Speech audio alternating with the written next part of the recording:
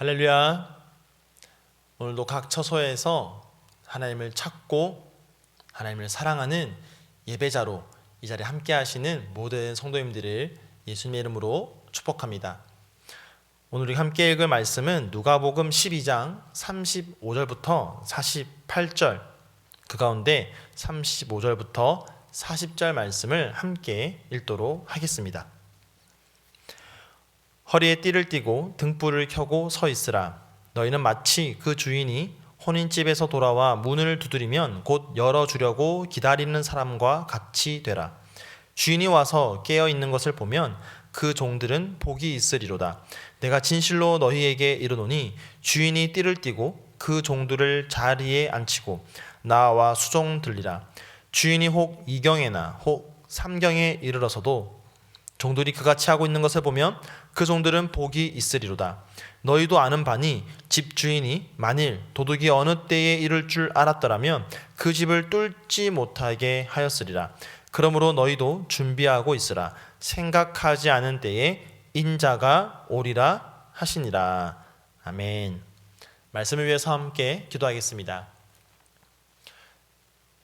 사랑과 은혜가 충만하신 하나님, 오늘도 주님을 바라보며 주님께 나아온 우리 모두에게 여호와의 친밀함과 하나님의 임재의 은혜를 허락하여 주셔서 주님을 예배하고 찬양하는 우리 심령 가운데에 말씀으로 함께하여 주시고 그 말씀을 우리 심령 가운데 새겨 주시옵소서.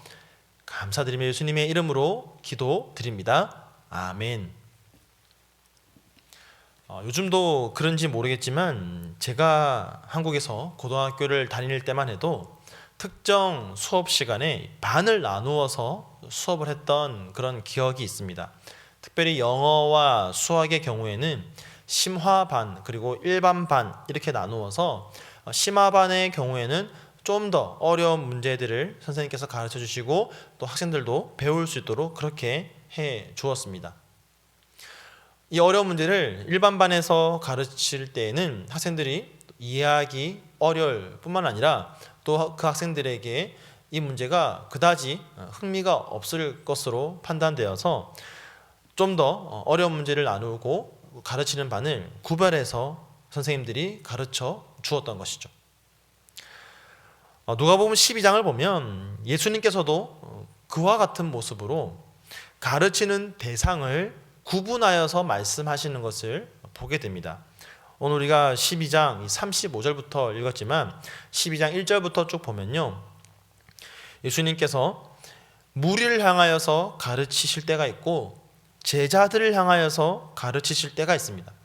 조금 어렵거나 아직 일반 회중들이 받아들이기 또는 이해하기 힘든 그런 교훈들은 제자들에게만 심화하여서 가르쳐 주시는 것이죠.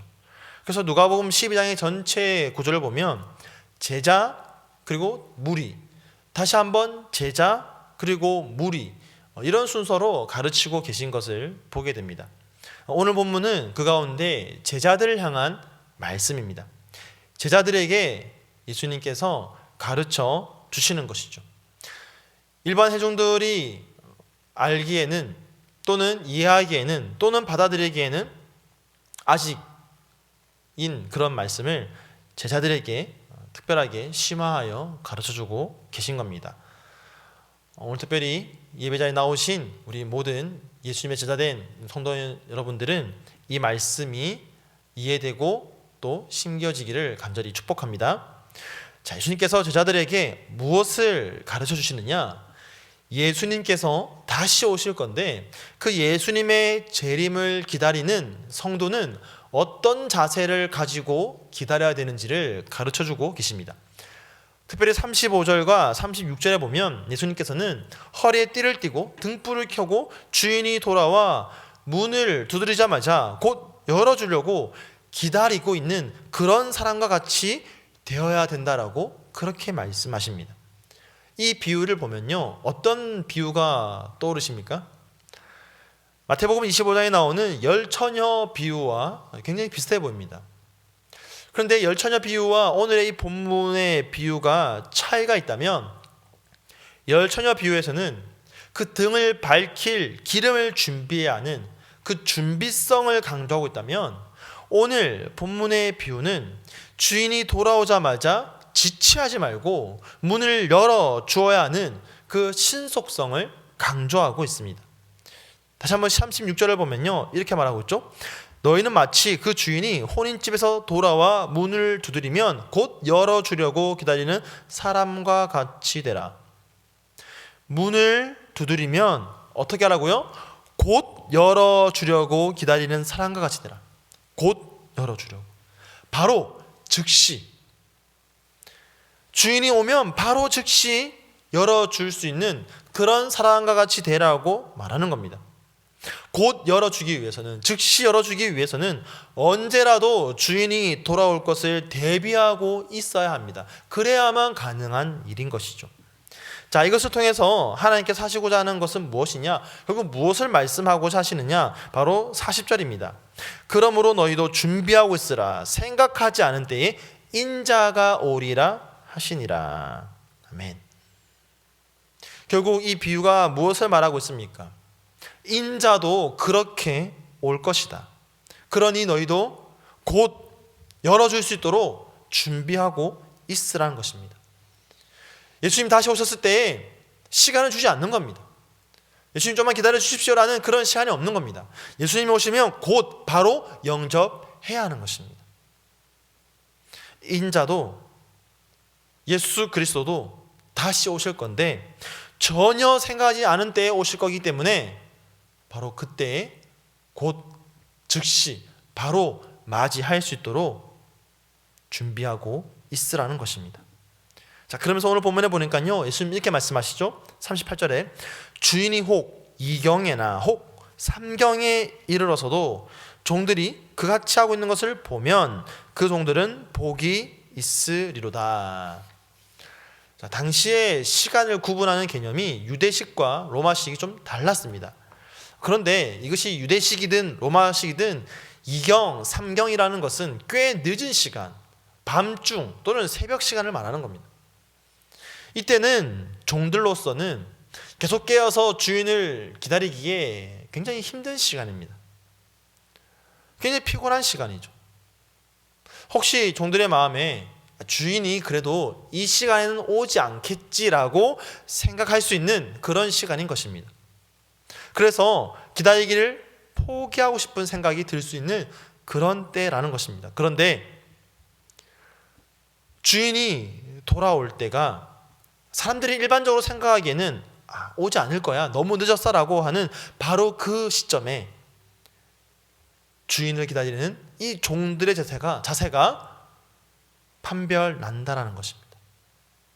모든 사람들이 다 기다릴 수 있는 그 시간에 이 종들의 자세는 구별되지 않습니다. 정말 충성되고 정말 신실한 종은 다른 사람들이 생각하지 않는 바로 그 시간에 판가름된다라는 것입니다. 게으른 종은 쉽게 주인 기다리기를 포기하는 바로 그 시간에 충성스러운 종은 변함없이 주인이 돌아올 때를 고대하면서 만반의 준비를 갖추고 기다린다라는 것입니다. 이처럼 주인이 돌아올 때를 준비하고 갖추어야 된다는 것이죠. 자, 그러면 이렇게 언제 올지 모르는 상황에서 정말 다른 사람들은 이 시간에는 안 올 거야 라고 포기할 만한 그 시간에도 만반의 준비를 갖추어서 주인을 맞이하기 위해서는 종들에게 어떠한 마음이 필요합니까? 첫 번째는 주인이 반드시 돌아온다는 믿음이 있어야 됩니다. 두 번째는 돌아오는 그 일이, 주인이 돌아오는 그 사건이 먼 미래에 이루어지는 것이 아니라 지금 곧 이루어질 것이라는 의식을 가지고 있어야 됩니다. 예수님은 오늘 우리에게 말씀하십니다. 인자는 다시 돌아올 것이다. 그런데 그 일이 먼 미래의 일이 아니라 지금 곧 이루어질 일이라는 것을 너희가 인식하며 살아야 된다라고 그렇게 말씀하시는 것이죠. 만일 예수님의 재림을 믿는다고 하지만, 그래 예수님 다시 오실 것을 내가 믿는다라고 말하지만 그것이 먼 미래의 일이라고, 먼 미래에나 이루어질 일이라고 그렇게 여기고 있으면 어떤 결과가 이루어지겠습니까? 현재의 삶에 긴장감이 사라지는 겁니다. 신앙의 긴장감을 잃게 되는 겁니다. 영적으로 안일해지고요, 나태해질 수밖에 없는 겁니다. 하지만 우리 예수님이 다시 오시는 그 일이, 예수님의 그 재림이 임박했다라는 사실을 의식하며 살아간다면 우리는 깨어 주님의 다시 오심을 대비하고 예비하는 충성스러운 종으로 살아갈 수가 있는 것입니다. 사랑하는 성도 여러분, 예수님이 다시 오신다라는 그 사실이 단지 종말론과 같은 그런 교리적으로만 믿고 고백되어지는 것이라면 그것은 마치 화석화된 신앙과 마찬가지입니다. 삶에 아무런 실제적인 변화를 주지 못합니다. 삶에 어떠한 영향도 주지를 못합니다.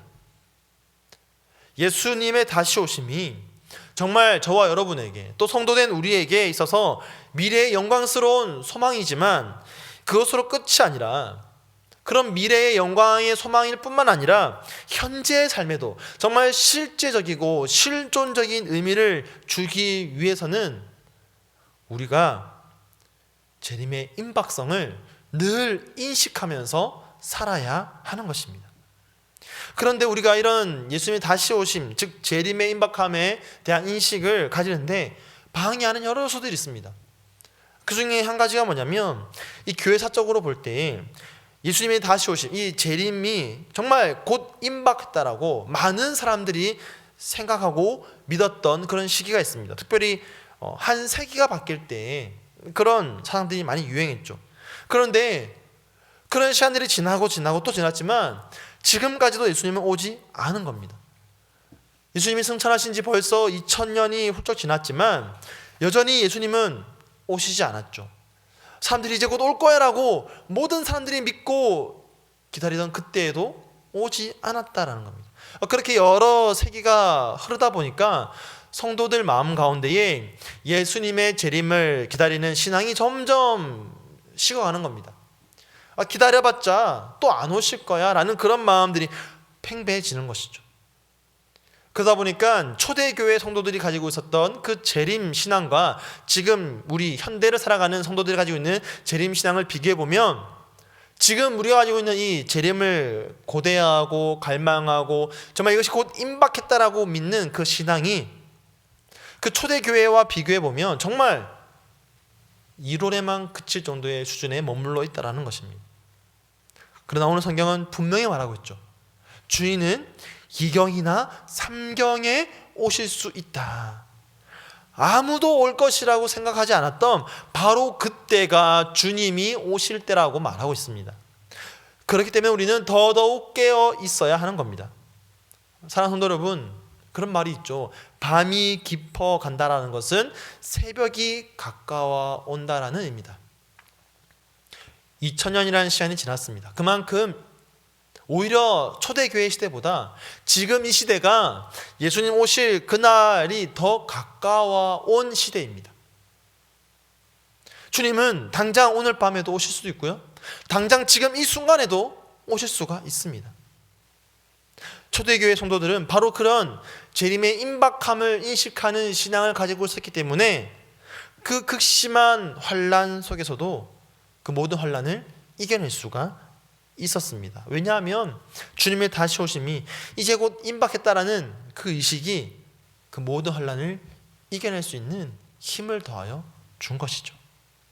사랑하는 성도 여러분, 예수님의 다시 오심, 그 사실이 하나의 어떤 교리로, 종말론 같은 그런 어떤 조직 신학에서 가르쳐주는 그 하나의 재림 교리로 끝나는 것이 아니라, 그냥 그렇게 우리의 머리에만 머물러 있는 것이 아니라 늘 깨어서 우리의 머리에 인식될 뿐만 아니라 우리의 마음 속에서도 이 재림신앙이 우리를 늘 뛰게 만들어서 예수님께서 문을 두드리실 때에 언제라도 곧 열어 주님을 맞이할 수 있는 그런 준비된 충성스러운 종으로 살아갈 수 있기를 예수님의 이름으로 간절히 축원드립니다. 오늘 말씀을 기억하면서 함께 기도하겠습니다. 주님, 오늘이라도 주님이 오실 수 있다라는 그 믿음 가지고, 그 인식 가지고 이 하루를 살아가게 하여 주시옵소서.